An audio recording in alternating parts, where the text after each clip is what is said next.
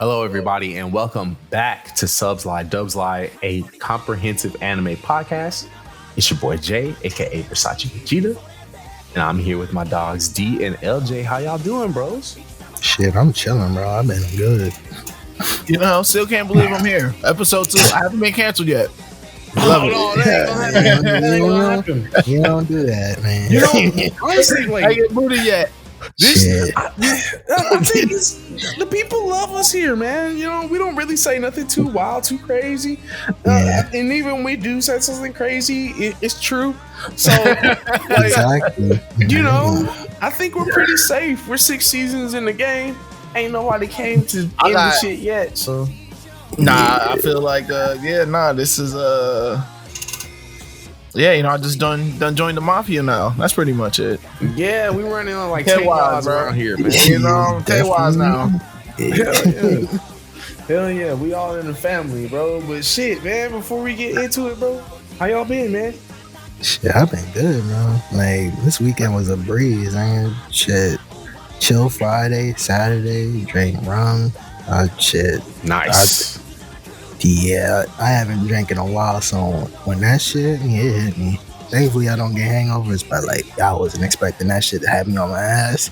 But like, shit, it was, you know what I'm saying? It was a good time. It was a good time. Sunday, you know, got a lot of sleep, got to binge, you know, some good old Gundam, and then, you know, I watched some bad Gundam too. So it's cool. It's cool. Good, got ahead of it. Got ahead on it. Yeah, It's hard to do.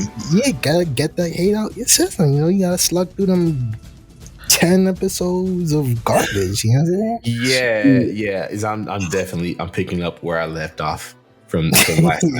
But how about you, LJ? Nah, man, I've been good, chilling. Weather's been nice here. It was 80s. Shout out to global warming. Yeah. They Yeah. well, you can't even say that. I can't even say that no more. See, I'm gonna get us canceled. I'm already saying They said words. that. I'm already saying banned words. They said that word's banned. That word don't banned. exist. But Yeah. no, it was 80s this weekend. Got to kick it. Got one last little barbecue in. Real comfy. But you know what? I was like where I had went out one night just with a couple friends. I'm not a heavy drinker. Mm-hmm. Like I'm one of those, like, I will only get a drink if I'm out to eat and there's food involved. Yeah. You will never catch me at a bar just like banging shots or anything like that. But I was like, like with the friends, you got a couple drinks. Yes, sir. And I stood up and I was like, I need to sit right back down. Go sometimes, man. I was like, whoa. And then I woke up the next morning and I was just like, yeah, brother, this is why I'm a baby when it comes to alcohol, man. I wish for the best of us, man. And listen, but no, man, it was cool. Got to see a lot of the family, and it's been chilling. How about you, Jay? That's what's up. Glad to hear, man. Glad to hear y'all had a good weekend, bro. I actually kept it super, super quiet this weekend. Just stayed in the house, man. I did watch plenty of Iron Blood. I got through all of it pretty early, actually. Hell yeah. But that's because it's just so damn good. Like, I couldn't. There was parts where I was like, no, okay, like, I think I'll stop here, because if I don't, like, I'm just gonna eventually get tired, and then I won't remember shit, and I'll have to remember where I was at. I don't want to do that. Yeah, nobody want to do that. Yeah, man. But the best thing about this, I didn't like watch it all the way through, but I caught some refreshers, and I was like, okay, when it's one of your faves, that's definitely like the best way. It's just like, yo, this is in my heart, bro. I don't have to. So I feel like you couldn't even escape it. Like, I've seen a lot of it. Maybe it's because I guess I tweeted about IBO, and like my algorithm for Twitter, like, I saw nothing my IBO, and like, I guess a lot of people were doing either rewatches. I've seen some people like watch for the first time, and I was like, damn, shoot. Yeah, but that's what happens when you have an anniversary. You know how that go. And that's so wild that, when we planned this, it was literally just, hey, these are the characters we're doing on these weeks, and that's just how we're gonna go about it. We really only said, hey, these are the two we're gonna end on, and this is what we're gonna start with. Everybody else will be in the order we just put them there in. And it just so happens this week is the 10th anniversary of Gundam Blooded Orphans. Hell yeah. You know, so like it's very wild. I thought I was actually really excited to see that I was watching it in the middle of its anniversary, its 10-year anniversary, because this is another one of those shows where I was like, hey, I'm gonna get to it. Like, I know I want to watch that show, but I'm gonna get to it eventually. And I kind of realized to myself, maybe I shouldn't be putting shows off for like 10 years and shit. Like, maybe I should get to shows. No, yeah, you do for sure. Like, because like, good God, like I didn't realize, like, oh damn, this one really has been out that long, and it was as good as it is. Yeah, Sunrise was cooking with this one. Man, I don't know what. Nah, but they had a good run after Seed Destiny, so I can't even like harp on them too hard. Yeah, Gundam has been solid since like 00 and like Unicorn, like that sort of era. Yeah. Unicorn is vibes. That's vibes. That's Gundam the vibes. Yeah, it's so crazy. Like, my opinion flip flop on Unicorn so many times, but like I can appreciate the moments. But no, when like watching Unicorn, see the animation is great, the suits are amazing, but there are just some like things with that plot. Yeah, man. It's Fat Pilot. It's UC, but turn your brain off. Yeah, you know what I'm saying? It's real, like, get your fan service and like, bro. But you like it? They're like, hey, we'll just go all in on this art, though. We'll go all in on it. They listen. I can't hate on the art. It was beautiful. It's bro, like came with it, but that's just how anime is. But I'll never forget. I was at an anime convention in Houston in 2009, and they had just announced that the novel series for Unicorn was going to be animated. And while I was at that convention in the dealer's hall, there was a master grade Sinanju.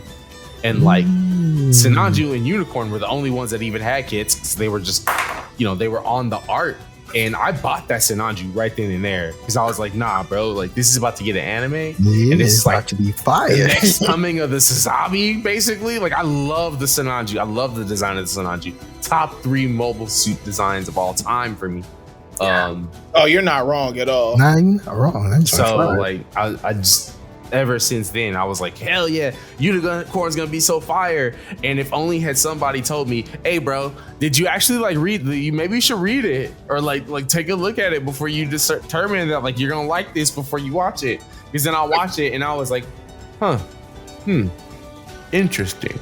Better than Seed Destiny. I mean, yeah, it is. Like, it's not funny. That's we can't rely on that. It is because we had Double O. We had Double O for five from Double O. So it's not a good litmus. It's just like when I watched it, I was like, damn, I went into this thinking this was gonna be the second coming of Shar's counterattack. And I didn't get that. I didn't get that. Shit, you better go ahead and take your ass to Victory Gundam if you want a good, concise, like, you know, man. This right here, it's that BS over here, but you know. Yeah. But it's my kind of BS though at the same time, though. You know what I mean? Like, sure. Like, you just roll one up and watch it, and it's not that bad. Yeah, turn your brain off. I think it hurts more because it's a UC timeline Gundam, and like usually used to fire a UC timeline. Yeah, we gotta pretend like it's not, but it is. Like it exists, and we can't fight it. You know what I'm saying? I'm not about to be on my purist. Well, in the novel, if it wasn't written by Tamino, then shoot, it's not. I can't do that, and I'm not even the kind of person that care about canon or non-canon. Hell no.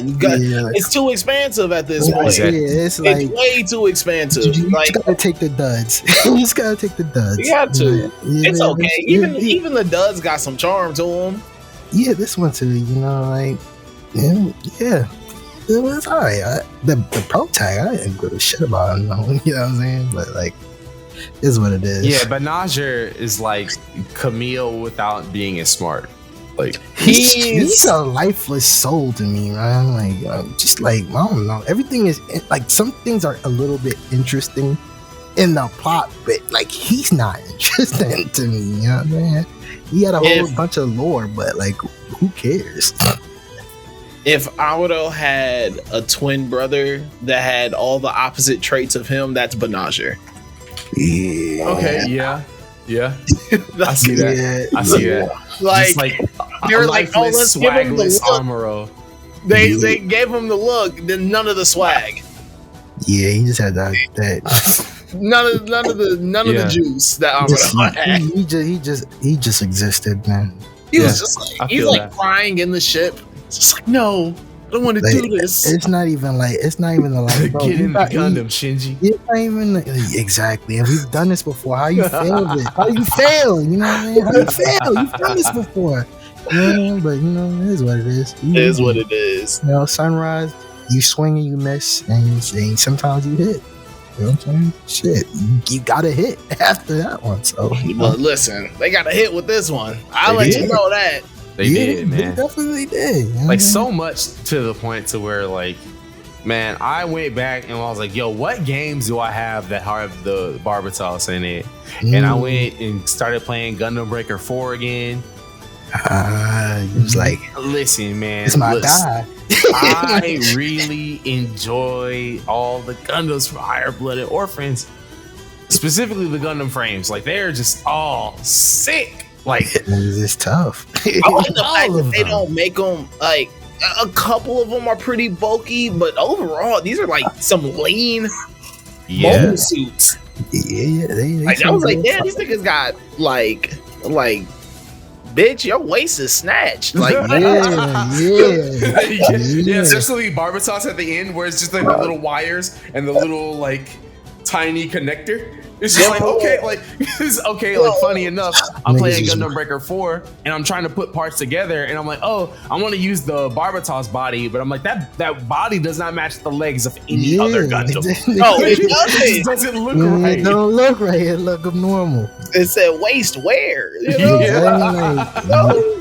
Real slim thing. The first slim thick mobile suit. I was like, bro, nah, I like it though, because I think too I think it fits how Mika pilots it though. Yeah, like Mika pilots it in such an elusive, quick, like the movements of it are a lot more human like. Yes. In a way. Like it's so instinctual how he pilots it. So like seeing him do that in a typical more boxy or blocky mobile suit wouldn't have looked as cool. It's gonna look ugly. Yeah. You know what I mean? Like yo, I mean the battle against the mobile armor showed that. Yes. How he was using that suit during that battle. You had to be able to show more ferocious movement, and you had to be able to work with a leaner body. Like it's almost like Evangelion in that way, where whenever the Evas are fighting, right, like they're able to move around and like jump and flip, right, because they're not these big bulky machines like you would see in the rest of Gundam, you know. And these suits definitely look Ava influenced for sure. Oh yeah. Yeah. I mean, even down to the purple suit. Exactly. Yeah, I really, really enjoyed all the different Gundams in this one. Bale, Kimura Spydar. And my Bale. Bale, yo, yeah, yes, okay. You see it? My Bale. Gundam Bale was just like, man, everything I love about Gundam was in that design for sure. But Barbatos, Lupus Rex, fucking. Yes, shit. Lupus Rex is fucking raw ass. Like that's Liger Zero as a Gundam to me. Like, you know what I mean? Like it's just like sick as fuck, man. But you know what? Like, fuck it. We're here. Let's go ahead and get into it. This week on Subs Lie Dubs Lie, we're going to be talking about one of the most complex pilots in the Gundam franchise, Mikazuki Augus from Iron Blooded Orphans. He's stoic, brutal, and fiercely loyal.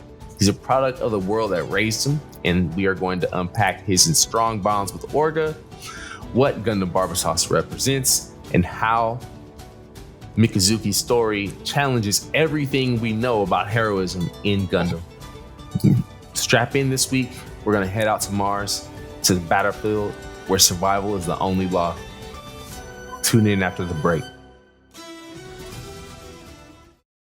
In the distant future, mankind has reached the stars, but the galaxy is troubled. No more colonial rule! The push for independence is spreading across Mars at an alarming pace. The Calamity War is over, but Earth still rules Mars with an iron fist. Earth Sphere's economy depends on that used-up colony. You little punks are to do exactly as we say, understand? Pick up the pace, kid!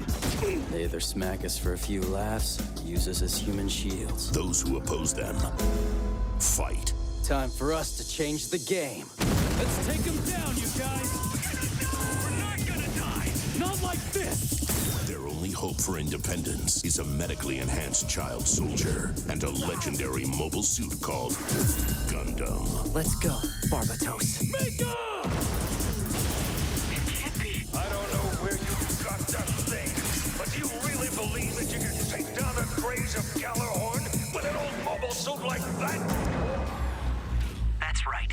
Toonami is proud to present a new chapter in one of the greatest anime sagas of all time, Gundam Iron-Blooded Orphans, next Saturday at midnight. Did you pieces of trash forget who you're dealing with? I just wanted to make things clear. We're the ones who are in charge around here now. Got it? Suit up again. Only Toonami on Adult Swim. All right, guys. So with Mikazuki Augus from Iron-Blooded Orphans, this character really is different from every other character we can talk about through this season, right? Because this is not just someone who is like set by whatever side that he decides to work for, or is like, oh, hey, like I piloted the Gundam, and because I have the Gundam, I can save the world. Like the first time we see Mikazuki Augus has nothing to do with the Gundam. It's him as a kid. We see him shoot someone, and he asks Orga, who do I have to go after next? Orga, being his best friend, the person who basically saved him as a child, that shows his entire like definition as a character. Like, it's not just Mikazuki himself. It's Mikazuki and Orga as two halves of the same coin, basically. And while Orga himself is not a Gundam pilot, that's why we can specifically stick to Mikazuki. Everything about Orga's motivations and everything that he wants in life is the same things that Mikazuki wants. And that's what leads this character down a very cold and gritty path.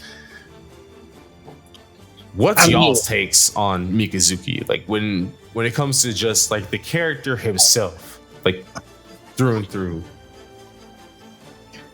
He's just terrifying, bro. Like he is really.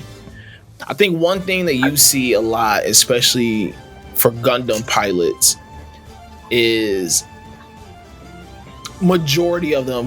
I'm not gonna say all, but majority of them have this reluctancy when it comes to piloting at times. Like they have this kind of like moral conflict of just like, man, like I know I'm what I'm supposed to be doing, but I also know that I'm hurting other people. Like, you know, a lot of them kind of go through that, you know, back and forth.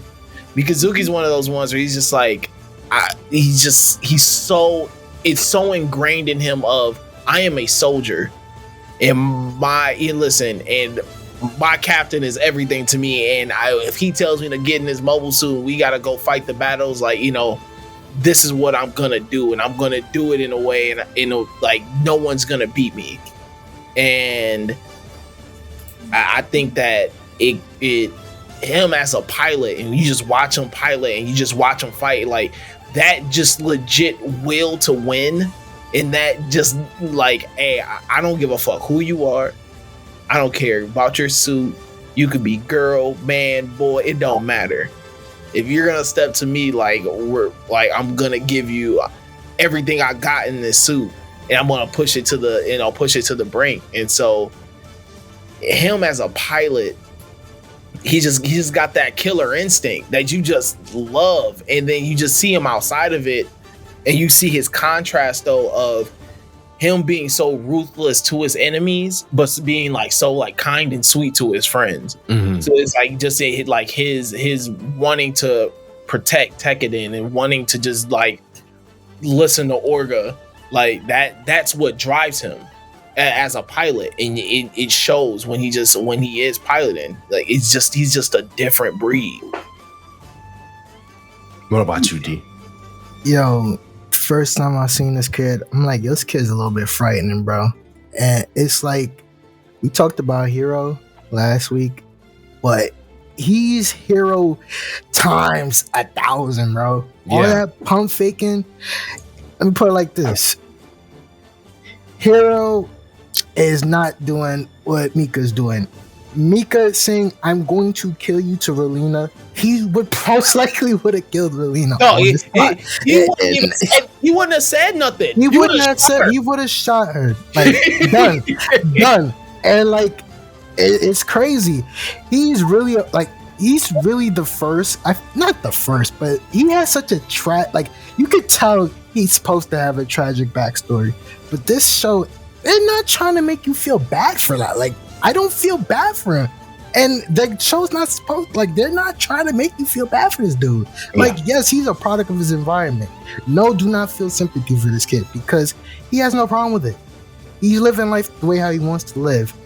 Whether Orga's telling him to do something, it don't matter. Like, he's gonna get it done. He's Mr. I don't waste time. Like, as far as efficiency goes, he's probably one of the most efficient Gundam pilots in the whole entire series, bar none.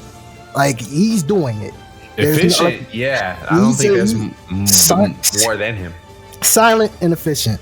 He's not pump faking, which is amazing. From a, like, I guess this is like Gundam's way of being more realistic, less idealistic, and like Mika's the perfect representation. Like, bro, he told to do. There's no inner dialogue. There's none of that. Get shit done. Call it a night. And I could respect it. It's like I said, kind of scary because we're not used to that. Like, Hero is a baby compared to Mika, completely. Yeah, and Hero is supposed to be the perfect soldier. The perfect soldier. Mika's the killer. Like, he's the assassin. He's the guy that you pay a couple bucks on the side and tell him do that, and he's gonna do it. And it's crazy.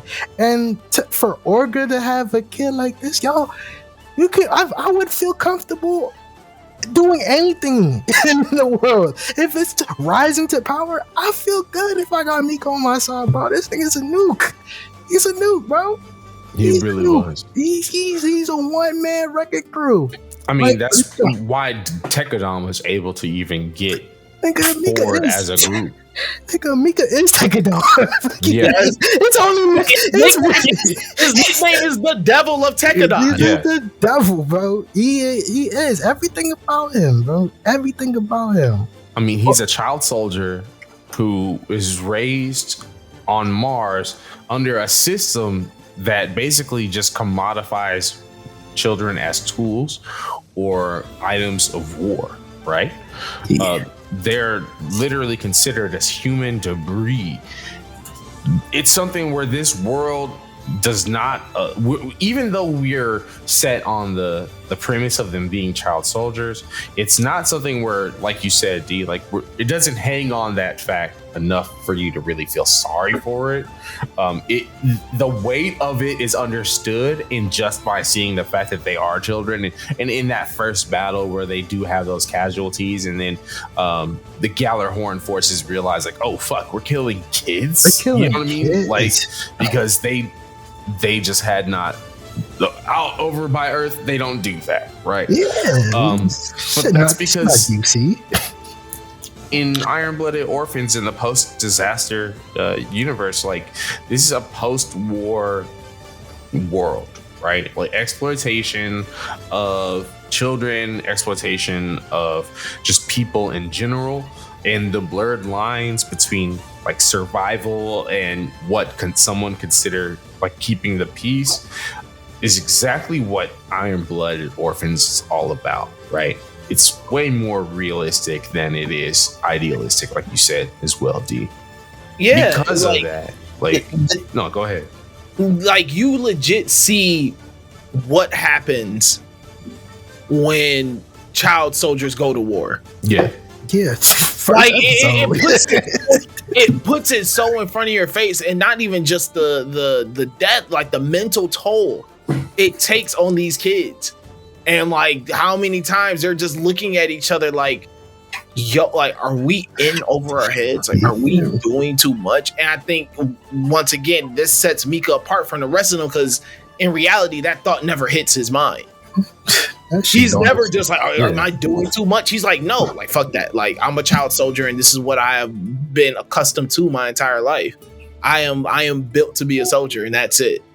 Literally, to the point to where like we get the fact throughout season 1 that Mikazuki's illiterate, right? Like, he literally is like, yo, I don't know what like letters and words are, because he was only trained to be able to work in a mobile worker. Yeah. And look, when we talk about just like piloting a Gundam, like most series, you're just getting in the cockpit, you're figuring out the buttons, figuring out how the joysticks work, figuring out how fast it needs to go, and that's all you have to do. But in this world of Gundam Blooded Orphans, you have the Alaya Vijnana system that you have to get an implant in your body to even be able to process the data of connecting to a mobile suit, as much as they're mobile workers in this series, to be able to use it. It's an implant that on Mars, like there's half a chance that you're not going to survive. Like, because they don't have like they're not going to some like doctor that's like clean and it's got like all the processes, and these are little kids that like they're all implanted in it to even be able to work, right? So like most of these kids are not given anesthesia, right? They wind up getting infections and dying, or like being crippled and dying from the surgery. My boy Mikazuki survived this surgery not once, but 3 times. 3 HDMI cables in his back, bro. Tough. And it was crazy because like even Orga talked about it and was like, they said you're the only one that didn't cry. And he was like, well, he was like, I heard they beat you for it because they thought you were being cheeky. And he was like, well, they would have beat me for it if I did cry. So he's like, he was like, might as well not. Might as well not. Shit. But that shows you what kind of character we're dealing with Mikazuki, right?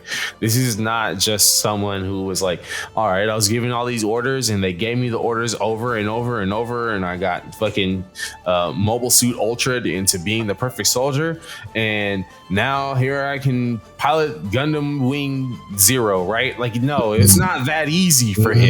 Do you know what I mean? Like, it's crazy as that sounds, it wasn't that easy, right? He literally has a physical toll taken on his body anytime he even pilots Barbatos. The first time we see him pilot it, his nose bleeds, right? And like I consider the fact that, okay, yeah, he's connected to the system with the AV system, and yeah, he's like connected to the Gundam, but I didn't really like think about like long term that's gonna just get worse for him. When I first saw it, I didn't think about that. Yeah, because you think this is a stereotypical Gundam show. Like, anybody get in the robot and nothing really happens unless you get injured on the battlefield. This shit is messing people up. Getting in the goddamn the mobile suit. Because we find out on the other side, like, they've completely banned even using this. So, like, it's that wild to where Tekkadan, they were able to find a Gundam frame that they unearthed on Mars, and Mikazuki, being the one person who has the most implants of the AV system, is able to use its power. But that toll it takes on him every single time is almost like representative of the toll that it takes on Orga to have to basically grow up immediately, right? Yeah. Because they're out in space having to take basically a public figurehead named Cordelia to Earth, and their mission is that like they're protecting her because she's gonna basically has a hit on her, which by extension there's a hit on them for even taking her to Earth, right? So it's this entire struggle of survival from Mars to Earth and all the colonies along the way, and at every corner in space. What do y'all think this says about Mikazuki's devotion to Orga? Like, do you feel like Orga ever like has any agency of his own, or is he following Orga out of like direct like belief or dependency? I think it's a bit of both. Yeah, because I'm thinking of it from the fact of, okay, like even when we first meet them, right? These two are put in a situation where he literally has to kill for this man to protect them, right? So I think psychologically and mentally, you're already put in kind of this dependent mind state with this other person. You know, like we just experienced all these traumatic things together.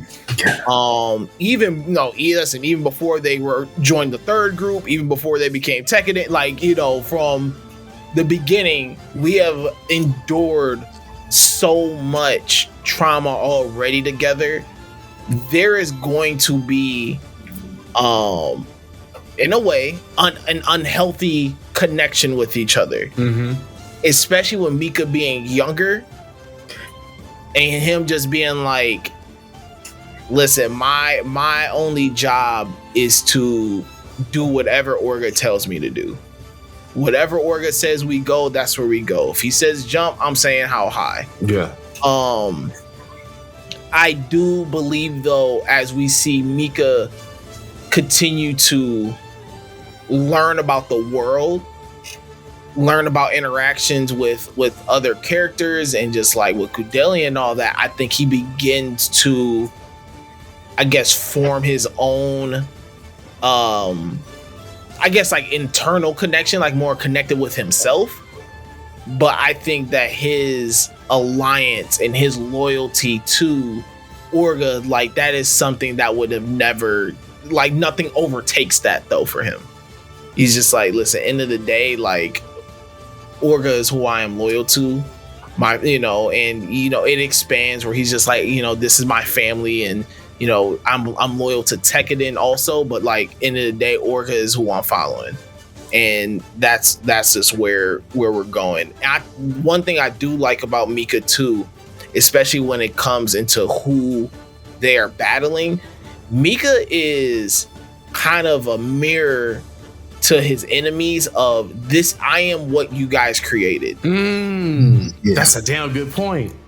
Like Mika is fighting against the system that created him, and he's like, from the depths of hell, this is what you guys created. You fucking created me, a child soldier that is willing to die, or like willing to kill, like willing to anything for my fellow friends or any of that. And so like his character holds more weight, even though like personality wise he's very stoic, but like his story and just who he is holds a lot of weight for this entire show, even if he's not the one calling the shots. I agree with that. What do you feel, D? Man, Orga is a religion to Mika, man, and it's it's scary. It's blind trust at its best. To me, again, I don't think Orga is that much of a sensible leader, but because Mika is not the brains, as we all know, he's illiterate. I don't think he's ever had to think outside of doing what he does best. So Orga is Mr. Brain. whether it be big brain, small brain, just normal, I got to follow the orders because this guy, realistically, he thinks for me. And I do what he can't do. He can't go in a suit and do what I do. So let me go ahead and be his bodyguard. Not even a bodyguard, but essentially let me do what he wants to do, realistically, what he can't. And I'll let him do what I probably would have done if I was, a little bit of a normal actual child. It's kind of scary. Like, I view Mika like a stunted child, realistically. Like, there's nothing in his head besides do what he does. And do what he does is only what Orga tells him. No, that's true. It is slowly, like LJ said, like, it's slowly coming to, like, it's breaking a little bit because, he has Ultra and then Cordelia. But it's still, Orga's at the front center. And, it's a little bit of a, to me, I think it's a terrible emotional, like, codependency. I don't think it was healthy, and it proved to be unhealthy as a whole to see the end of IBO. But this was where he laid his loyalty to him. His life started when Orga saved him, and saved them. Like, we don't even get a full detailed backstory about it. I don't think we need it. The only thing that's important is what Mika views, and if Orga wasn't there, Mika is whatever. We don't know. He doesn't have an idea. I like the fact that we don't get a full backstory. Yeah, you don't even need it. You don't need it. You don't need it. Every other character that got it, it was more important for them to have it. Yeah, man, Mika's not the brains. And again, I don't think there's never been shown, like, he doesn't use his brain for, like, I don't think he would have an idea of what he would be doing if Orga didn't. I think he would have been dead. You know what I'm saying? We don't know what happened. Like, we just know that he shot somebody, but, if it's not for Orga, And really, I think that's kind of enough. Like, something happened to where he had to take someone's life for them to survive. Yeah. Like, that's enough. We start the entire series off of seeing a child blam a man. Yeah. It's like, he was so small that deuce sent him flying. I was like, bro, that don't even got a lot of recoil to it. Like, that's how tiny he is. Like, he done already put a man in the dirt. Man.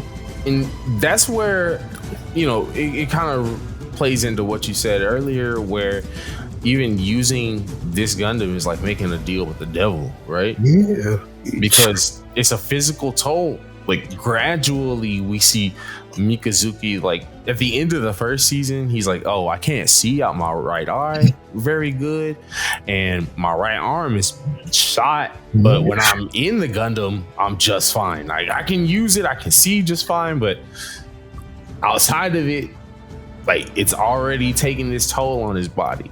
And I feel like that kind of mirrors how his entire character is, because when you're watching a story from the point of view of this kind-hearted kid with everybody else, that if you're not one of his friends and you put them in danger, he will just kill you.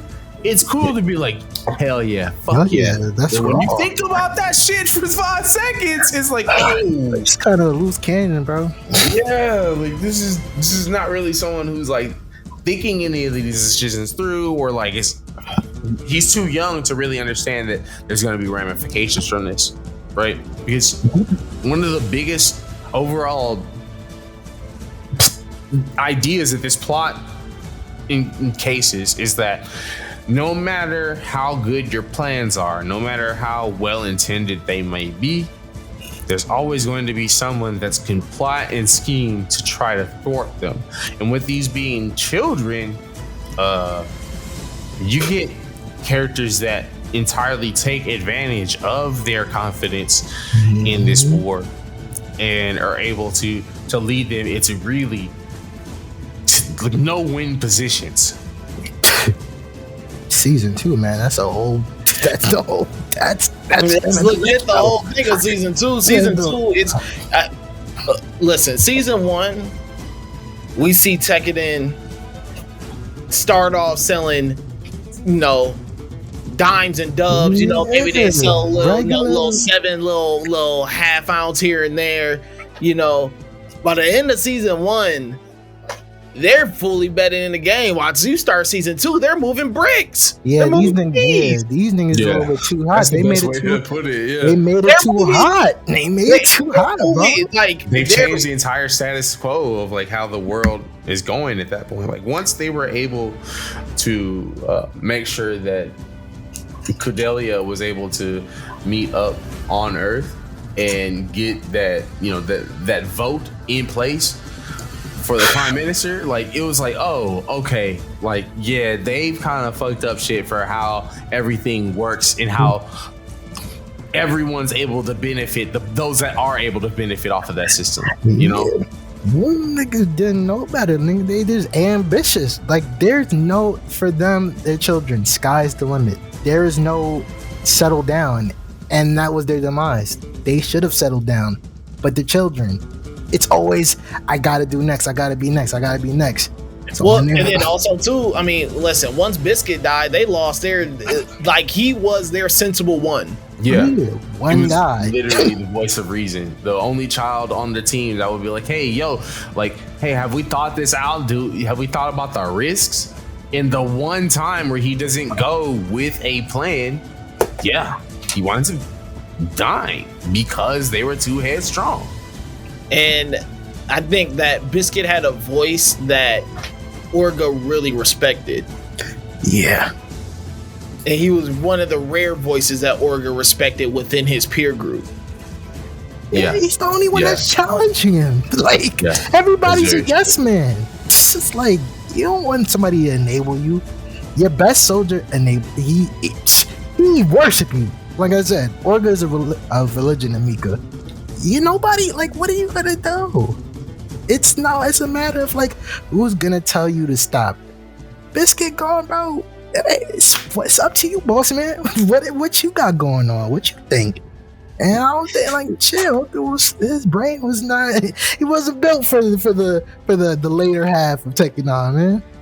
Like as an upcoming, trying to get up. Yeah. Y'all was good. Y'all was foot soldiers, and y'all became real gangsters. And y'all made it a little bit too hot, and then y'all became realistically terrorists. Y'all was gonna get screwed. That was bound to happen. That they were able to become seen as a terroristic force mainly because they had a Gundam frame, which back in the War of the Calamity, right? The Calamity War, there were 72 of those made. Yeah. Right? And those were all meant to fight against mobile armors, mobile armors that originally designed to fight against Gundam pilots went crazy and started targeting humans in general. Right? So if these Gundams were invented to all this AI talk, take heed. Look, man, take heed. For real. Listen, I ain't trying to get haunted by no mobile armors, bro. You see the dangers, man. This nigga was taking out cities in seconds. Yeah, man. You see the dangers, man. Stay woke. Listen, I don't want no parts, so y'all maybe calm down with the little pictures and little videos and shit, man. Like, calm down with that shit, man. Your PC blow up. What you gonna say? When your shit transform right in front of you. Shit transform, boy. You see what them boys in the video doing, boy? when that shit turn against you, yeah, when niggas were like, oh, dogs will turn you. If dogs don't respect you, they betray you. Nigga, your computer will betray you. Yeah, your PS5. Fuck your PS5. Shit, man. Yeah, man. Shit, you gotta be careful.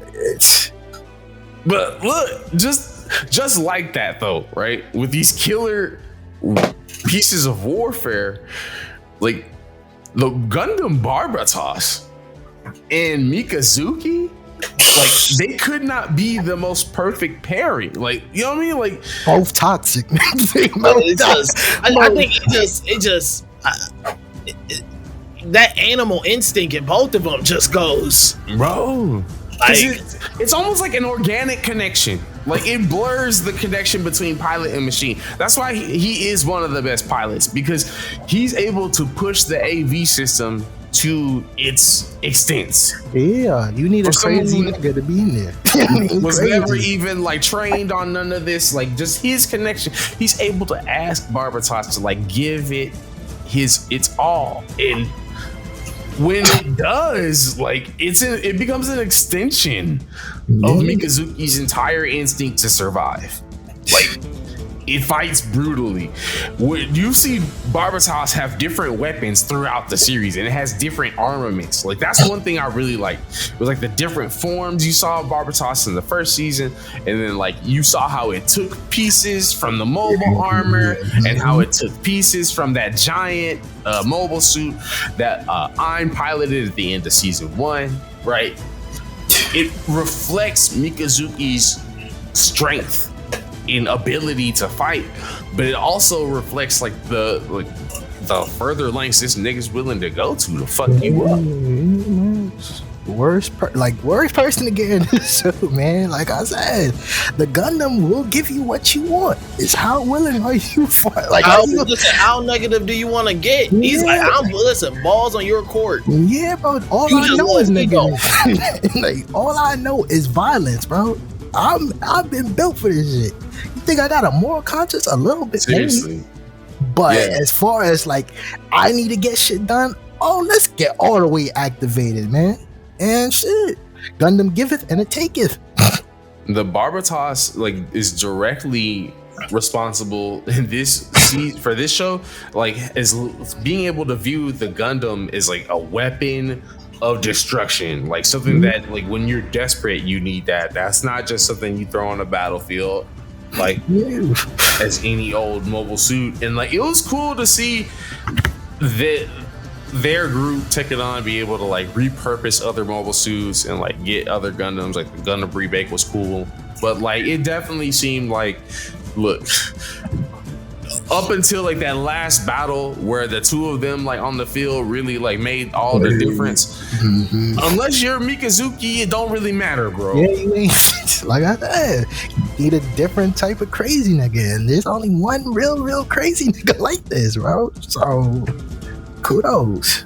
With the Barbatos, do y'all think it represents Mikazuki's sense of humanity himself, or do you think that's more of like the part of him that's just already willing to kill? Oh no, that shit's an extension of him and his legit killer instinct. Yeah, that's just his like physical form. You know, like even the first time he pilots it, like how he's able to move and how he's able to do it and how he's able to just it's like it was so natural for him. Yeah. And like, even cool is like Cordelia's like, oh, how long he's been piloting this thing or whatever. He's like, man, that was my first time. Nigga, it's not the Gundam, it's me, baby. It's really like, him. Like, even when it's just connected, he's telling them like, yo, you gotta keep it easy, keep it chill. He's just, man, listen, he got that one little nosebleed and was just like, man, like he hit the crack rock for the first time. He was like, yes, this is the stuff. That's that shit right there, man. That's that AV system, baby. Yeah, man. Shit was getting the high off of it, man. Like, that's him. That gun, that's him. That's him all the way. That's him. It's just him in robot form, bro. That's all. All of that combat, that's him. We see how he move without the gun, bro.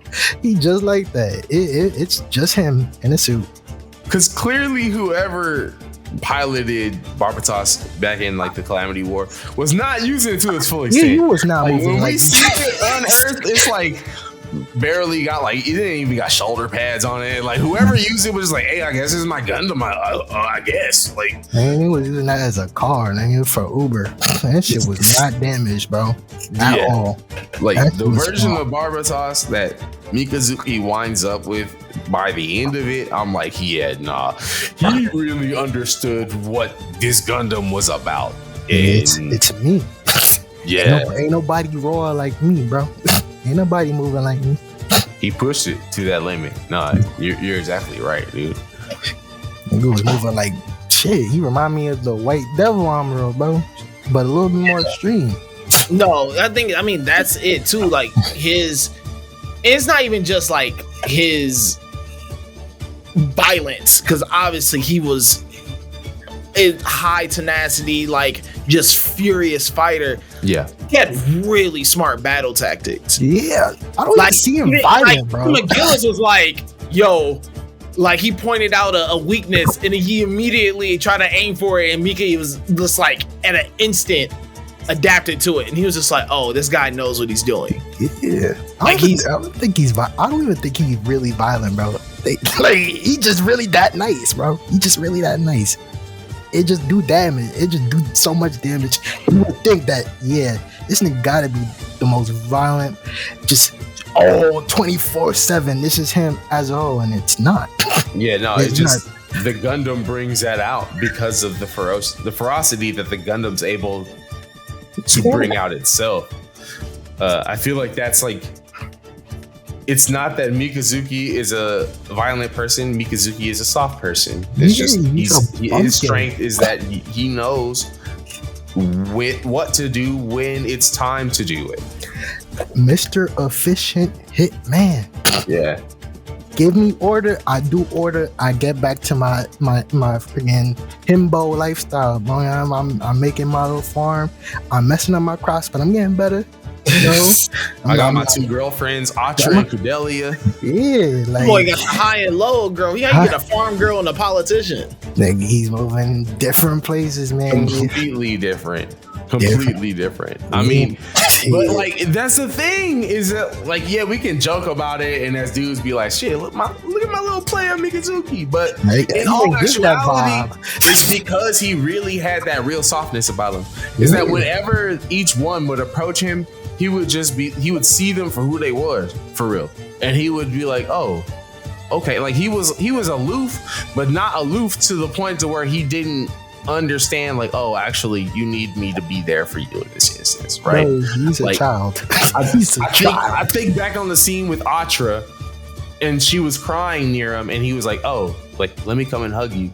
And she was like, oh, well, like, I taught you to come and hug me. And he's like, no, actually, like, I want to. Because I want to protect. Like, that's the moments where you see, like, this is who Mikazuki really is, but it's because of the world that he's in that allows his choices to be as morally ambiguous as the world that he lives within.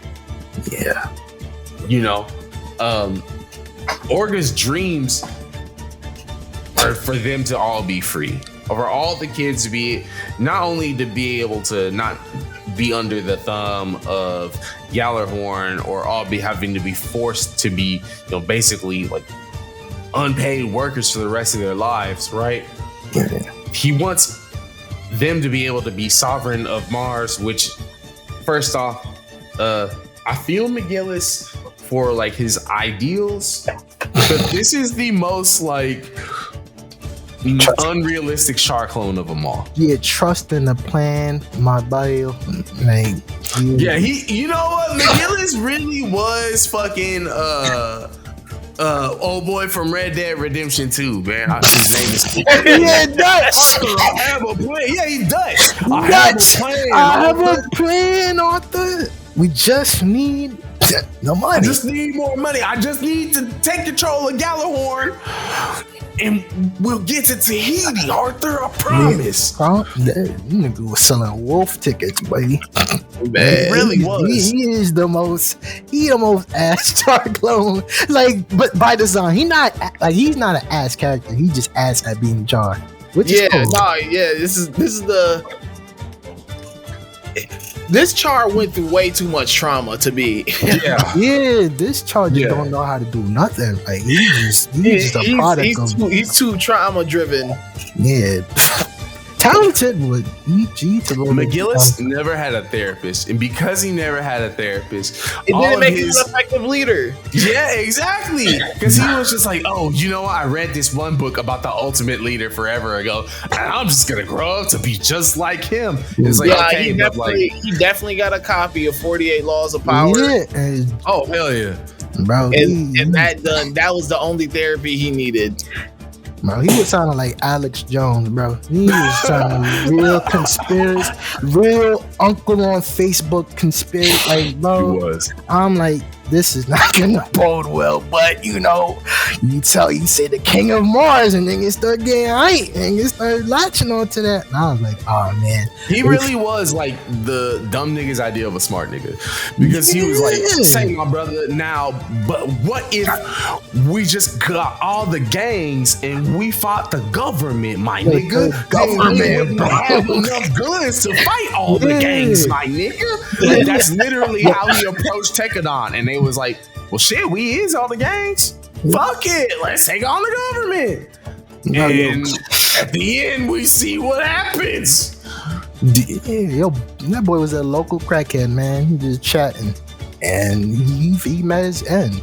But That's he what's up. fed towards Orga's dreams of freedom so bad that that militant ideology that Mikazuki had was always gonna be like, all right, dog, shit, let's ride. Let's ride. Let's ride, bro. I'm with it. I'm with it. Anything is possible, man. We got the boy. We got the devil of Tekkadan, bro. He can do anything, man. Oh, what a. And this is kind of how we talked last week, where I don't think this is like a G team, but you just see him in comparison to the other pilots that he's around. Yeah. And it's not like they're even weak. Like, Akito was my guy. Yeah, Hero was great. He had some moments. He was, shit, but he not Mika. Hell, I didn't even grew to like Hush by the end, because at least Hush wound up seeing his whole like, you know what? No, I'm just gonna get the surgery and be better than him. By the end, he was like, nah, you know what? My role is to support this nigga. I just need to know my role and stick to it. I was like, yes, finally a character in anime that nobody has to slap them into shape. This nigga was able to see the reality of war and be like, you know what? Nah. That's why they follow that nigga. That's why I will follow that nigga. Absolutely dug it. Because shoot, what, even Ozzy, Doctor, they're both really good pilots. Yeah, they were. They definitely were. But it's just like Mikazuki's army. But it's like Mika, different. Just different. Yeah. I mean, not even the fact that he has a Gundam is just it. You know what I mean? Like, it's how he battles, his entire mindset. That's what the Barbatos is moving off of to begin with. Without Mikazuki being who he is, you don't get the output that you get out of that Gundam. Nope. But I think that even goes into like the sacrifice that he has at the end, right? To where, you know, everyone's trying to escape through the tunnel so that way they can get to Earth. Because once we get to the point to where, you know, they get back to Mars, man, ain't nothing awaiting them but misery. For the Barbatos. No, seriously. Like, this is something where the entire army of Gallarhorn, like they said, hey, look, we realize y'all teamed up with McGillis, and since he's the traitor of Gallarhorn, shit, y'all gotta get it too. And that their entire last stand, like, man, you know, LJ and I were talking about it before the show. Like, a story like this gets you amped. It gets you like just feeling militant as shit. And I, at the end of the series, was like, nah, ain't no way McGillis doesn't take over Gallarhorn. I don't care the fact that they done seen the proof. He polished the bill. That's all you need. My bail. I was buying into the shit, and I was like, they're gonna be able to get somehow they're gonna beat these folks. And like when fucking Akihiro was able to kill Eok, the only black character in the anime I've ever just hated. Yeah, he heard that. He heard that. Man, he heard that. Smash that boy like a pretzel. My guys are gonna get it, but at the end, like, man, they died as they lived. You can't fight the power, bro. Man, like, and that's the crazy. We don't get no like crazy like last speech of like him like, oh, I'm gonna, you know, dying on my feet or no shit. Like, he's just like, nah. You see him going in the fight, and once Barbatos gets stabbed and broken to the point to where it can't even fight anymore, and like its head is ripped off. It's just like, damn, like you already know the outcome. It's over. Hate it had to be you, brother, but it's over. Man, one thing, okay. For as realistic as like Blooded Orphans is, like with it being grounded and there's no beam weapons, no beam sabers and stuff, what I did think was cool as fuck was that the Dawn Sleeve, the like most ultimate weapon in all of Gundam Blooded Orphans, is literally just a metal spear. Like it's launched at supersonic sound, like speed is just like it just eats through shit. Like it just eats through everything. Like when they said in the beginning of this. Bro, I'm serious, man. Like, we don't need no nukes, no lasers, no big cannons, none of that. Like, when they said, yo, the moon was destroyed in the war, you don't even think about, like, okay, like, you think, like, damn, was it, like, a bunch of Gundams doing some shit, or, you know what I mean, whatever, did they drop a colony? No. They threw a ton of metal spears as fast as they could at that motherfucker and blew it to bits. Niggas treat the moon like the Romans, bro. Like, that shit did damage, buddy. Yeah, nah, we don't need no beams, bro. None of that. When you see them all lined up in orbit of Mars and they launch them all down on Akihiro and Mikazuki, I was like, oh fuck. Like, It's over. It's game over for these boys, bro. Like, there's nothing they can do to get around it, man. I do feel like that the way they died together, though, like it really defines the meaning of Tekkadan's family. You know? Yeah. Orga's dream is, in its own ways, able to be realized because a lot of the laws are able to be changed on Mars, and we see that, like, they're not relying on child soldiers anymore. They've got orphanages for the kids that were already on Mars. Like, they don't die in vain, but the way that they're just wiped out and Gallarhorn just goes back to business as usual, I was like, damn, bro, like, real. That's real life, like regular real life, bro. Like, man, you gotta get over it. That's real life, like a motherfucker. Like, it's very fatal. It's a very fatalistic ending, And but you knew what was gonna happen.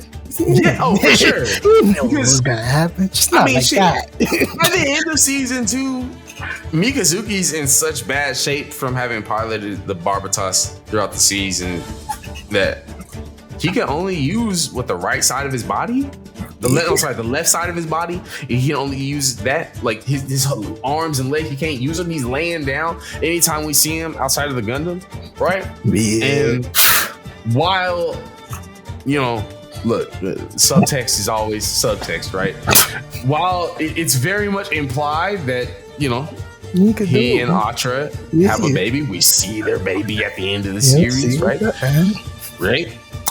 I feel like him dying was probably the best thing for him, because he would have been like crippled. He would have been like literally unable to move, unable to take care of his child.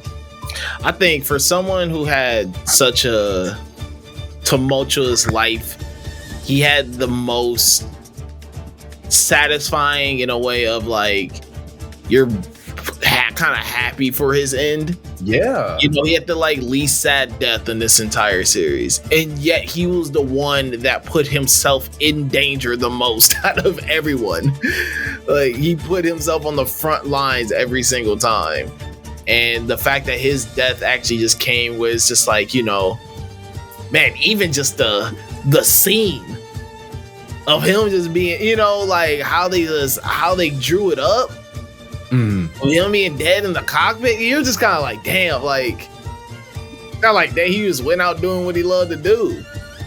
And that's the thing, yeah. Like, I feel like he found more peace in that final battle, because it's like, yo, the effects of what Tekkadan did was able to change the world the way they wanted.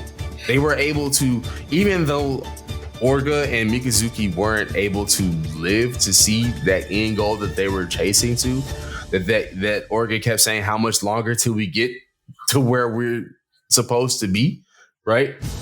For everyone else, the rest of their family, they did make that world. And look, the end was inevitable. It's either they were able to make something happen with their actions, or the world would have treated them like criminals forever, and they would have gotten wiped out in much more brutal and less forgiving ways. You know what I'm saying? You know what makes me mad though about some of this is that some of their bullshit is because Orga was just a bad decision maker. Yeah. He's 17. I'll give him that. Yeah, 17 for sure. 17 in a grown man's game for sure. But that nigga was making dumbass decisions, and I was looking like, bro, what? You niggas gonna die, bro. I was looking at him like, yo, chill, Papito. Yeah, you gotta relax. Yeah, you bugging, bro. It's like, say, bro, just because you got the power don't mean you gotta use it like that, bro. Oh, even then, I think he was like, his ego kept getting in the way of certain shit. Mm-hmm. He couldn't see clearly. All he saw was just the end game. Because even Nazi was like, bro, hey, keep acting like this. I'm like, I'm gonna let the big boss do what he gotta do. Like, hey, man, you keep wilding. Man, like I said, he ain't no better, and he had it coming. And this is what happens when you got somebody to rely on like a Mika. You think you could do anything, bro? Yeah. Like, and silly Mika. This is the time if you really wanted Mika to stay alive. Mika says, "Yo, chill," but he doesn't. And that's that loyalty. That's that religion. Like I said, Orga's a religion, bro. He's not questioning it. He got the ultimate faith, ultimate trust in this man. He ain't changing. Orga's just like, hey, yo, we gonna take it there, and Mika's the shooter. No plan. We gonna make shit shake. But if it happens, it happens. But ain't no plan, ain't no strategy, ain't no nothing. He was not meant for prime time, bro. He wasn't, bro. He wasn't like you, young man in an adult game. He wasn't supposed to be here, bro. He wasn't. Man, listen, that's why he needed Biscuit. This is why Biscuit is so important. Man, I still don't think Biscuit would, like, bro, once they made that big move, once they started really getting Biscuit would have left like the other dude did. Biscuit could have left, bro, and Orga not stopping, bro. He wouldn't. I don't think so. I think he would have.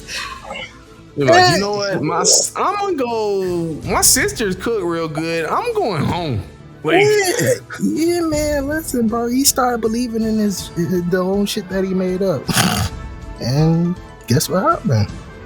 Out of here. Man, I feel like all in all, Mikazuki Augus just has to stand out as one of the toughest. Like, he has an undying will, right? And you could not change his drive for wanting to see everything through for Kudelia's sake, for Tekkadan's sake. Like, he's literally like one track minded.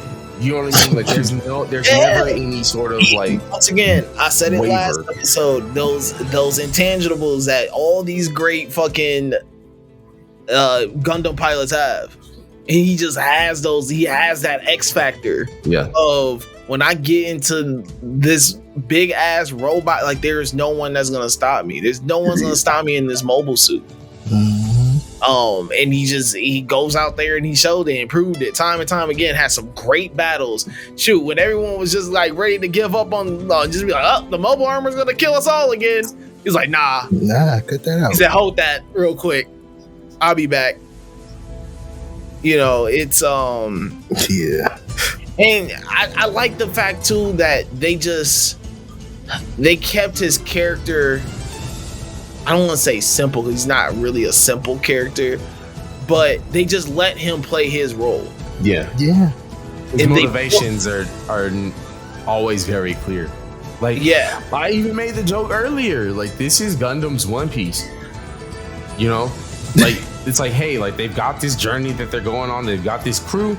They've got this entire family that they built up, right? And you've got this like one hero that everybody kind of gravitates around, even though like that's Augus and Orga, half and half, right? You've got this person who's like, yo, like I'm gonna see it through no matter what to the end of my goal. And the first half of the show is, what if you did One Piece in Gundam? And then the second half of the show is, okay, but let's be realistic. These are kids. You think these kids is gonna be able to get their goals done with the entire world government and adults and their entire infrastructure already set the way it is? You really think it's gonna go good for them? Nah. All right, we'll see. Yeah, them boys is gonna come, bro. You can't play with the men. You can't rock with the police. I'm telling you, like, all in all, I really did enjoy everything about Mikazuki Augus' story throughout Blooded Orphans, no matter how fatal it was at the end, right? No matter how much I had to kind of swallow that, like, damn, wow, yeah, he died, and then that's like everything there. Like, I still, through and through, was like, okay, but that's a great representation for this character, and I can't say that it's disappointing that it went the way it did. Not at all. Like, this Gundam series is such not a Gundam series. It's so funny. Yeah, this shit is just a mafia series, but it's a I'm telling you, it's a fire mafia this series. is a crime thriller. Yeah, it's like, fire though. Yakuza they're with like, all Gundams. right, let's take the skeleton of. They're like, let's take the skeleton of Gundam and just put a Scorsese script on it. Like, you know? Yeah. They're just like, all right, we're gonna have crime bosses and the mafia part of this, and you're gonna have these kids having to make these tough ass decisions and have to take these blood oaths, and you're gonna have the politicians and the government, they moving sneaky and they got their own little motives and things happening under there, and you see enemies that are really friends at the end and friends who turn into enemies. Like, it just has so much, and like then just throwing a character like Mika in there, who is who has his role and plays his role so well, and having actually a Gundam pilot like that in reality helped them be able to write the story how it is. If Mika had like Orga's personality, I don't think this show works as well at all. I don't know. Like, you needed Mika to just be like, I'm the soldier, I'm the pilot, like, this is what I do. Yes, I will have these other personal moments of growth in terms of like learning, relationships and love and seeing the bigger world outside and and figuring out like, dang, he was illiterate. And no, there's a moment where he's like, hey, I'm actually learning how to read and get better, like had these personal growth moments, which is great. But at the end of the day, he's like, hey, I have a job and I have a role I need to play. And my job and role is to get in the fucking Barbatos and fuck whatever is in front of me up. Like, that's my job. And you get one of the best pilots, and you get someone that within his own, like, who adds so much to the story, because that allows Orga to just be Orga, and it allows Orga to have these like stories and have these dilemmas and things that he has to figure out, and him even going through some conflict of like, am I putting Mika through too much? Like, am I doing too much? Like, am I, have him having these personal conflicts? Like, it just adds to the story. And now, in building the characters in the world that they built around him. But like, you can't do that if Mika is also playing the role of he has to be the leader and he has to do this and he has to do that. It would be too much. Like, damn, nigga, not only are you OP in that, now you're over, like you got this, that, and third, so I think it was good for them to free up some of his consciousness in terms of being a pilot and adding that to Orga and letting Orga having to deal with that behind the scenes stuff and just letting Mika just have his personal moments. But end of the day, hey, he's a pilot. That's what he is, and that's No, very true. Because Mikazuki with Orga's temperament is literally just a basic Gundam show. You know what I mean? Like, it's literally just like, oh, hot-blooded pilot takes on the world, right? And we've seen that. So, no, I definitely prefer what we got over just having this basic pilot there. It's just like, all right, well, I mean, shit, I'm supposed to believe in him because why wouldn't I, right? Absolutely. But that wraps up our dive into Mikazuki Augus and his iron will that carried Tekkadan this week. Next time, we're going to be switching gears back into a near and dear topic in our hearts here in Subslide Dubslide. Yeah, we absolutely love G Gundam. Who? You said what? I know D's already rolling his eyes, but Who? next week he's gonna enjoy this so much. You know, that's we're talking about the King of Hearts himself, Domon Kashu, from the over-the-top world of G Gundam. I mean, that Ernie boring Finger nigga? and all. Damn, we talking about that boring nigga. I'd say, yo, I ain't talking about that boring nigga. And y'all got me to speak on that boring nigga again. Shit, y'all win. I felt like Y'all it was win. only fair. Y'all win. he's undefeated. Y'all win. He's undefeated. Undefeated. It was piece only of shit. fair that if I gotta actually talk about Kira Yamato once. Yeah, the god. I didn't know who else you didn't like. I mean, good. So I felt like it would only do This is the only the nigga I hate. best for everybody that tunes in. That we get your righteous anger, furious anger, because your hand will be burning red. Shit. Listen.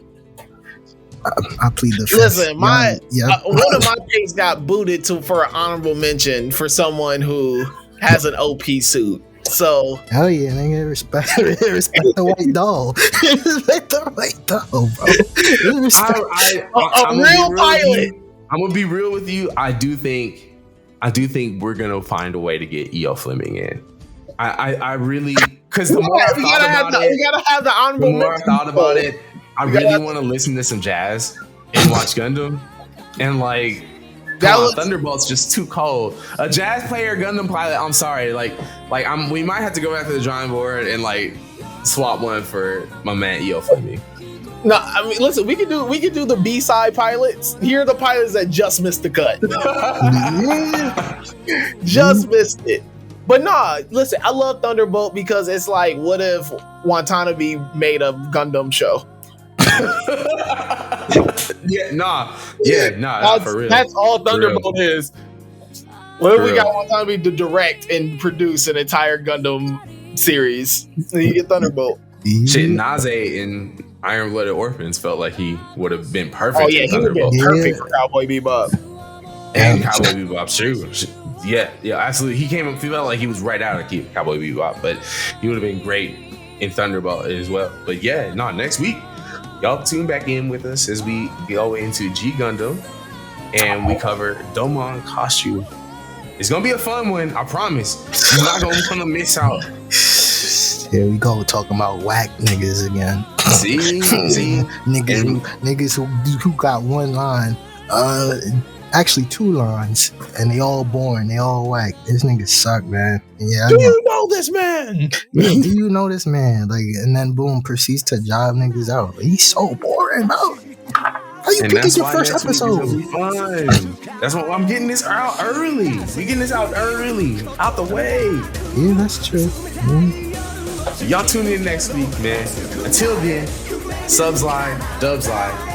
We don't. Y'all know we never will. We out here. Yeah. Peace. This burning finger, man.